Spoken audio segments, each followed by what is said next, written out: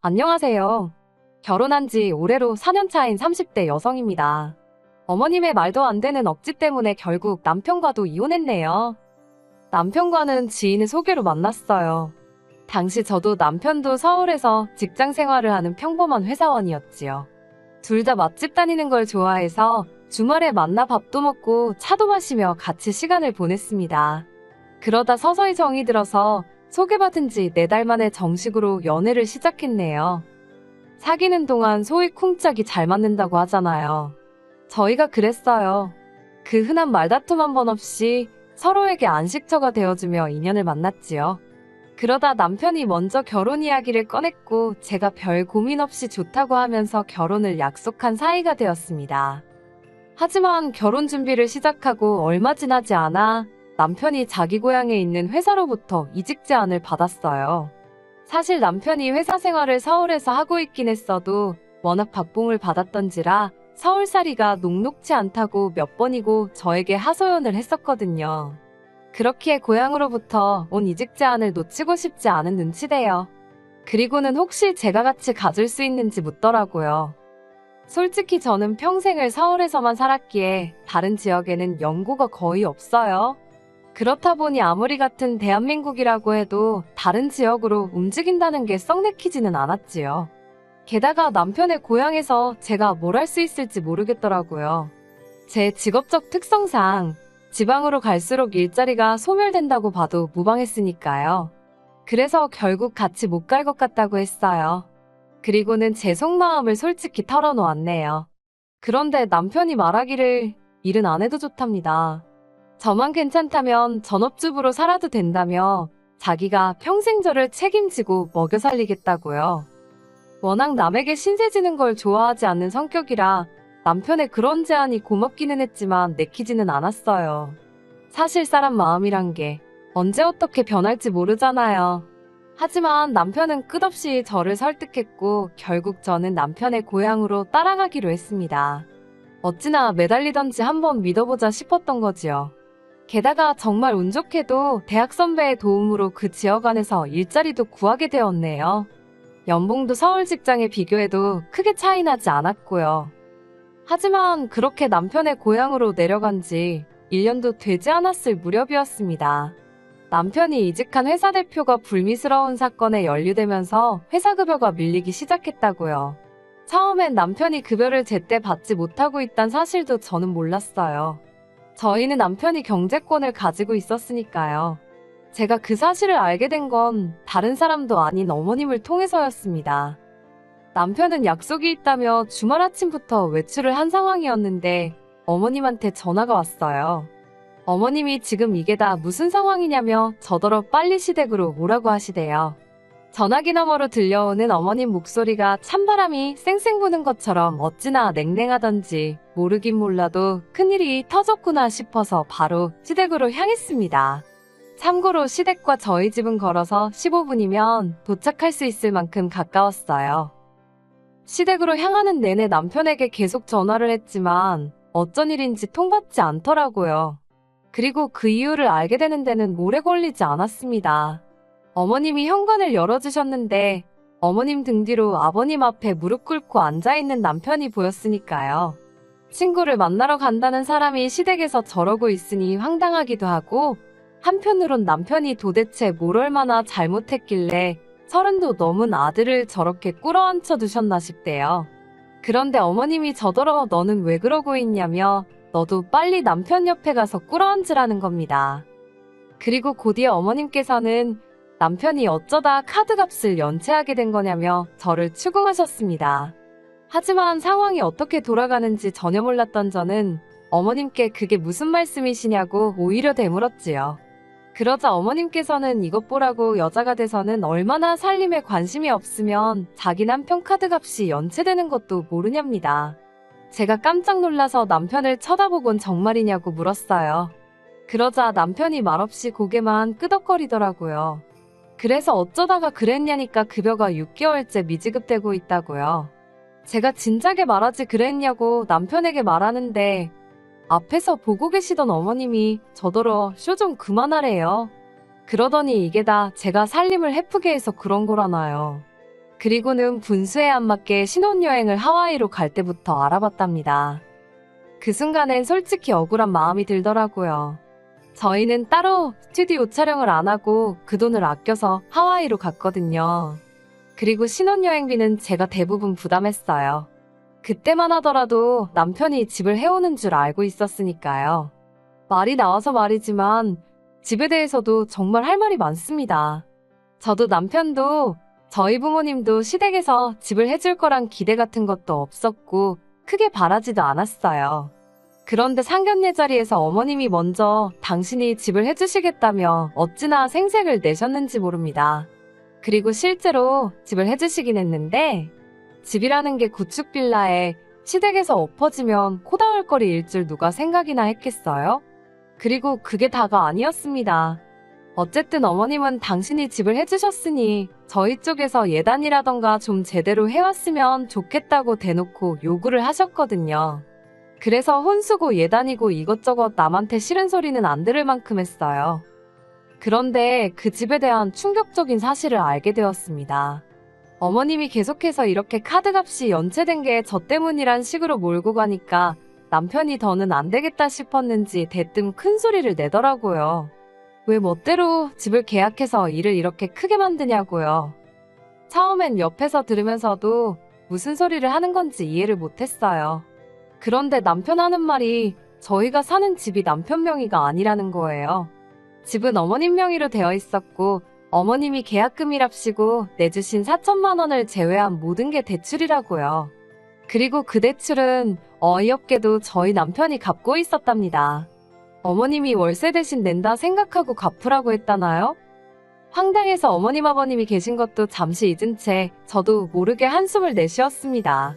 그러자 어머님이 어디 어른 앞에서 그따위로 행동을 하느냐고 하시길래 어머님이 저라면 지금 화가 안 나겠냐고 물었어요. 그리고는 남편한테 일어나라고 했습니다. 막말로 어머님 아버님이 카드빚을 갚아주실 것도 아닌데 왜 여기 와서 아쉬운 소리를 하고 욕을 먹고 있느냐고요.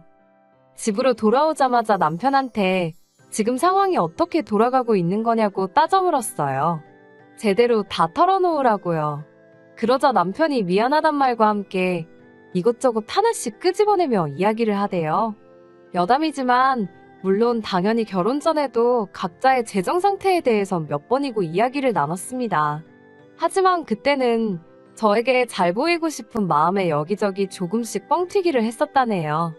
모아둔 돈이 5천만 원 있다고 하지 않았냐, 그건 다 어디 있냐고 물으니 그건 차를 사면서 다 써버렸답니다. 저한테는 리스라고 했던 차였어요. 그런 남편을 보고 있자니 한숨만 나오고 원망스러웠지만 꼼꼼하지 못했던 저를 탓할 수밖에 없었지요.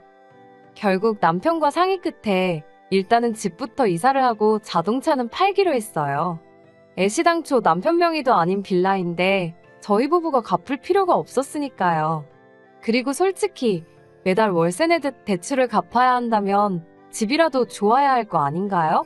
솔직히 사주신 거라 하셨으니 그러려니 하고 살았지 40년이나 돼가지고 벽에는 금도 가있고 찬바람이 들어차기 일쑤였지요.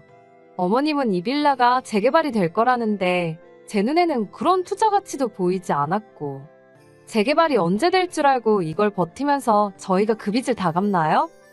다행히 남편 차는 연식도 오래되지 않았고 운행거리도 짧아서 비교적 좋은 가격에 정리할 수 있었어요. 남편이 몹시 아쉬워했지만 당장 어떻게든 월세를 면하려면 목돈이 필요하기도 했고 상황이었던지라 본인도 뭐라고 말을 못하대요. 그렇게 저희는 반지하지만 그래도 전세인 집으로 이사를 갔습니다. 처음부터 다시 시작이란 마음으로요. 친정부모님이 얼마나 속상해하시던지. 하지만 저는 그런 생각보단 그저 어머님의 집 사줬다는 유세와 생색에서 벗어났다는 사실이 기쁘대요. 시댁에서 거리도 차로 30분 넘게 떨어진 곳이라 마음이 편했고요. 그리고 더 이상 남편에게 경제권을 맡겨둘 수 없었어요. 그래서 경제권을 모두 제가 가지고 왔습니다. 비로소 모든 것이 제자리를 찾아가는 느낌이었달까요? 이후로 저희 부부는 각자의 자리에서 정말 죽으림을 다해 열심히 살기 시작했어요. 남편은 퇴근한 뒤에는 대리운전과 배달을 하며 돈을 벌었고 저는 저대로 아는 지인들을 통해 일감을 받아와 새벽까지 컴퓨터를 붙들고 씨름을 했지요. 신혼이고 임신이고 그런 건 생각할 여력이 없었어요. 남편은 남편대로 저에게 미안해했고, 저는 저대로 친정부모님을 실망시킨 것도 그렇고, 아무튼 저희 두 사람 다 하루빨리 이 반지하를 탈출해야겠다는 생각뿐이었네요. 그러다 한 3달쯤 됐을 거예요. 어머님이 다급한 목소리로 연락을 해오셨어요. 아버님이 식당 주차장에서 차에 치이셨다고요. 주차장이라 차가 천천히 달렸다고는 하지만 아버님 연세도 있으시고 어디 크게 다치신 건 아닌지 머리라도 다치셨으면 큰일이니까요. 놀라서 병원으로 향했습니다. 병원에 도착하니 어머님은 울고불고 난리셨는데 의사 말로는 다행히 아버님은 꼬리뼈 쪽을 다치신 거 외에는 크게 걱정하지 않아도 된다고 하대요. 그제서야 저도 남편도 한숨 돌리고 다시 회사로 복귀를 하려는데 어머님이 저를 붙잡으며 병간호안하고 어디로 내뺄 생각을 하렵니다. 그래서 어머님이 계신데 제가 왜 병간호를 해야 하냐고 물었어요. 그러자 어머님이 대뜸 이 모든 상황이 전부 저 때문이라는 거예요. 황당해서 아버님이 저 때문에 다치셨다는 거냐고 물으니 그렇다나요. 이게 다 저희가 멋대로 이사를 나가서 생긴 일이라고요.